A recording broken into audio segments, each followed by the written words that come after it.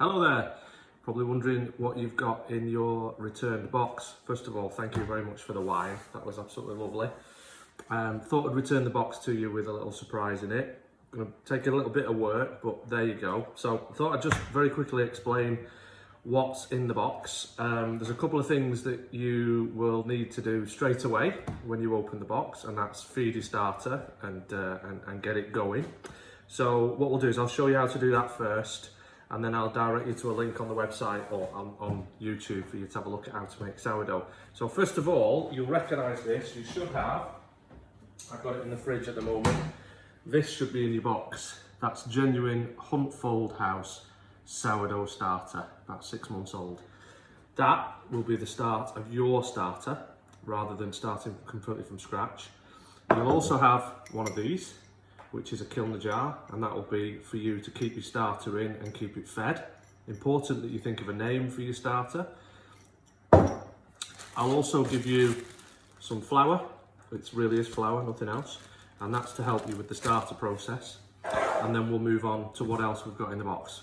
So what I need you to do is, when you open your box, I'm going to ask you to take the starter out of here and pour it into here. Now, I'm not going to do that with this because this is all packaged up and ready for you to go. But essentially, I have some that I've prepared earlier. So this is my starter. You can see it's nice and bubbly. Smells nice. And you can see it'll stick to the edges of the jar. Lovely. So basically, when you get this, empty it into this, and I'll do a rough guess of how much is in here.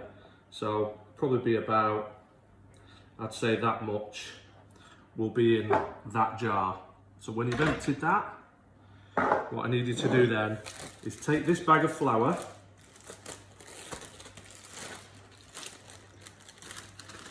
okay, and just pour it straight in. I can do this without spilling it. Straight into the mix.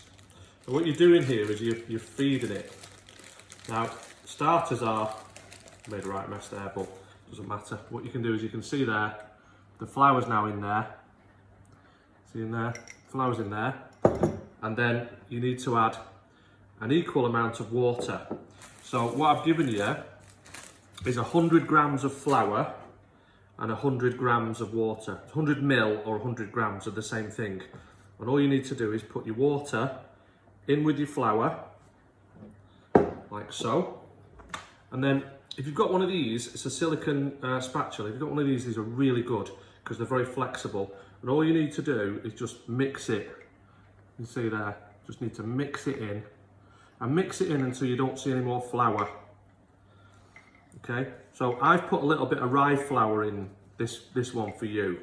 And the reason I've done that is it'll give your starter just a little bit of a boost. The starter quite likes rye flour, but not too much because it sends it manic. And I also tend to use organic flour where I can with sourdough starters. I don't bother if I'm making any other bread, but if I'm doing a sourdough starter, I use organic flour. It's just got less chemicals in it. It helps the natural yeasts in sourdough to grow. So once that's in, what you want to try and do is clean your jar as much as possible so you can see where the level is. Because the next thing you're going to do is you're going to get yourself an elastic band, which I'll put in the box for you, and you're going to wrap it round your jar to the level where your starter's at. Okay? So you can see where your starter starts, because what's going to happen is it's going to rise as the starter feeds on the fresh flour and the water, and because there's a little bit of rye flour in there, it'll start to rise, and it'll probably start to come up to about here. It's absolutely fine. Keep the lid on, and what you can actually do now is you can pop this in the fridge for a week. You don't have to feed it for a week. So keep it cool, keep it in the fridge, and then bring it out when you're ready to make sourdough. It's quite a hardy thing. Even though it's a living thing, it's quite hardy, but you need to remember it does need feeding.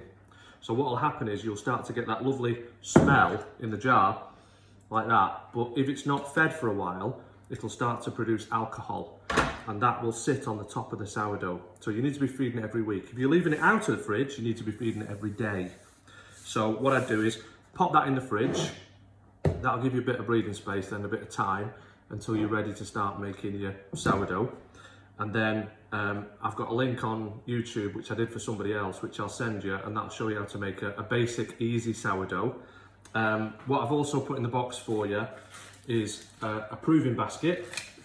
So it's ribbed, so it allows the dough to settle in the proving basket. I've got you a dough thing, whatever that's called. That's for scraping dough off the unit and just making sure that you've picked up all the bits and bobs, so that's quite handy. And I've got you a knife as well for scoring the bread. So when you've cut the bread, you score it with a razor blade, and then it opens it up so that it doesn't split. So I'll put all those 3 things in the box with your elastic band. There you go. I'll send it off, have a look at the link, have a go at making the bread, and good luck. And thanks for the wine, by the way, and have a great Christmas. Take care.